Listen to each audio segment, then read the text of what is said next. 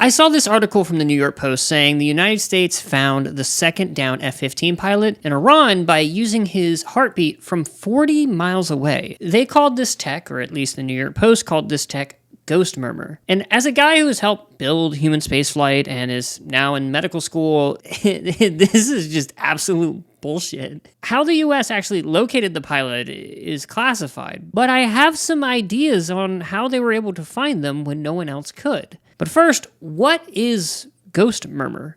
The New York Post says GHOST MURMUR is a secret CIA skunkworks technology that uses AI and long-range quantum magnetometry to detect the electromagnetic signature of a human heartbeat from 40 miles away, giving the United States a major leg up in human detection. But like all good lies, there's a bit of truth to them. All atoms have an incredibly faint magnetic field surrounding them, so when something moves, so does that magnetic field. And quantum magnetometry is the ability to measure the movement of these tiny magnetic fields. And to date, the furthest away that we've been able to detect heartbeats with quantum magnetometry is no more than 1 centimeter in unshielded conditions in a lab, or 8 inches depending on which guy you're talking to. Brad, we all know. To do this, you have to be incredibly precise and compensate for other magnetic fields, like the Earth or the Sun. So that means the New York Post's claim about 40-mile detection range is roughly 6.4 million times beyond what peer-reviewed research has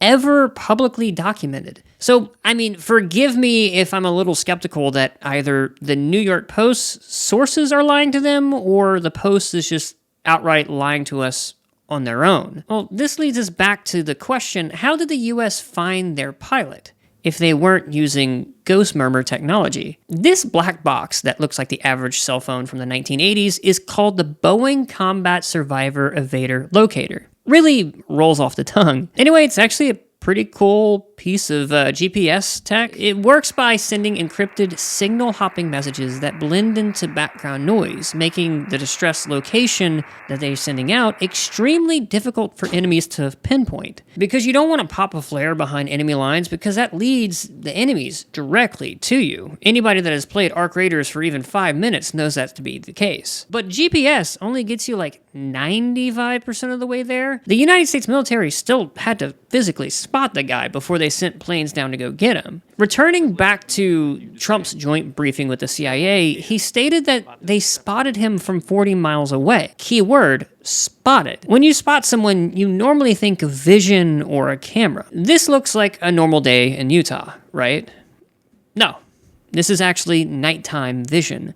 This is colored night vision from the X-27 made by SPI org from a decade ago. And the image quality is like really good. And I can only gamble and know for a fact that this has probably gotten way better in the last 10 years. Color night vision doesn't just amplify visible light. It's also excellent at detecting infrared radiation, which makes heat signatures visible in the dark. This is convenient because human eyes can't see infrared light with the naked eye. In fact, if you're not aware of this, your iPhone blasts your face with IR light every time you open your phone with Face ID, and you have no idea. Similar to Face ID in a way, the United States military has something similar called an infrared beacon, and they're on a lot of military personnel's helmets. This beacon is great for overhead airstrike groups to see where their friendlies are at, so they don't, accidentally strike their own people. You can clearly see it from above as this person is walking in a field with a little beacon right on top of their helmet.